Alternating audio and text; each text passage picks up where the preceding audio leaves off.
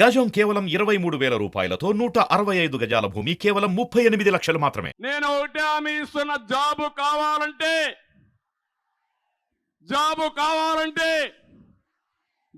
కావాలంటే అది మీ నినాదం. మీ నమ్మకాన్ని నిలబెట్టుకునే బాధ్యత మాదని మరొక్కసారి మీ అందరికీ హామీ ఇస్తున్నా. ప్రతి సంవత్సరం 4 లక్షల మందికి ఉద్యోగాలు ఇస్తాం.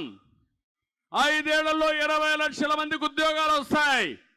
ఉద్యోగం వచ్చే వరకు 3,000 రూపాయలు నిరుద్యోగ భృతి ఇస్తాం. మీ ఇంటి దగ్గర కూర్చొని ప్రపంచంలో ఏ కంపెనీకి కావాలన్నా పని చేసే విధంగా వర్క్ ఫ్రమ్ హోమ్. ఒకవేళ ఇంట్లో బోరు కొడితే నేరుగా మండల హెడ్ క్వార్టర్కి వస్తే మంచి గార్డెన్లో, కోకోనట్ గార్డెన్లో మంచి వర్క్ స్టేషన్లు పెట్టి అక్కడే భోజనాలు కానీ కాఫీ కానీ ట్రైనింగ్ పెట్టి అక్కడి నుంచి ప్రపంచం మొత్తం పనిచేసే విధంగా నేను ఏర్పాట్లు చేస్తానని మీ అందరికీ తెలియజేస్తున్నా. ఆంధ్రప్రదేశ్ యువతని ప్రపంచానికి అనుసంధానం చేస్తాం.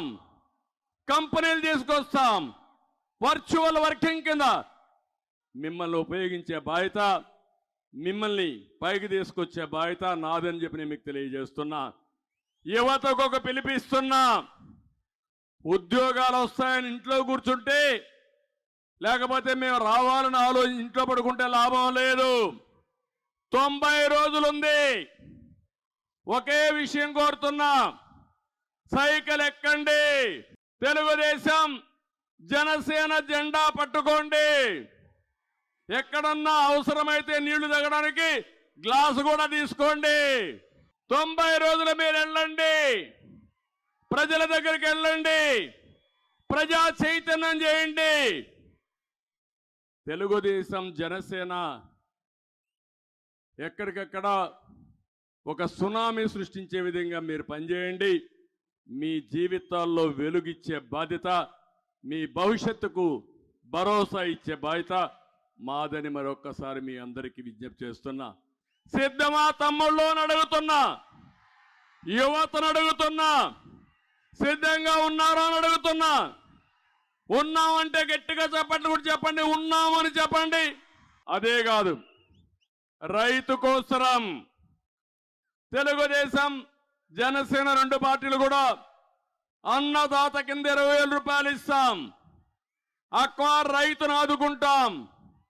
అక్వా రైతంతా కూడా చాలా వరకు చితికిపోయే పరిస్థితి వచ్చింది. ఈ ముఖ్యమంత్రి వచ్చిన తర్వాత హ్యాచరీస్ పోయినాయి. అక్వా రైతు మునిగిపోయాడు, రైతు కూలీ మునిగిపోయాడు, కౌలు రైతు దెబ్బతిన్నాడు, వరి ధాన్యం పండించే రైతుకు గిట్టుబాటు ధర రావడం లేదు. ఎక్కడ చూసినా దేశంలో ఎక్కువ ఆత్మహత్యలు చేసుకునే రైతాంగం మన రాష్ట్రంలో ఉన్నారు. ఎక్కువ అప్పుల పాలైన రాష్ట్రం మన రాష్ట్రమే దానికి నెంబర్ 1. మళ్ళీ హామీ ఇస్తున్నా, రైతులను ఆదుకుంటాం.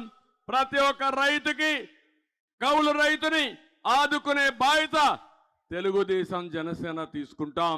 మేము మీ ముందుకు దానికోసం వస్తాం, న్యాయం చేపిస్తామని చెప్పి నేను మీకు తెలియజేస్తున్నా.